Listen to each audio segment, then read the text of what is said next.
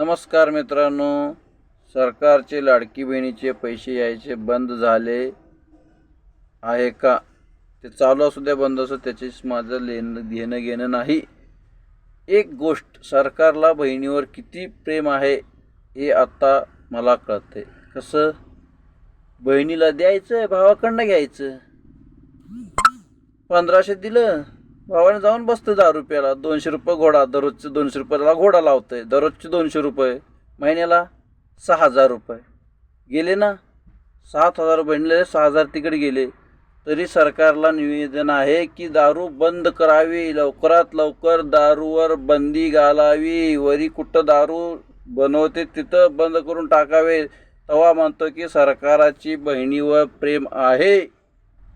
जय महाराष्ट्र. दारू बंद आहे का कुणापाशी पावर दारू बंद करायची? उद्धव ठाकरे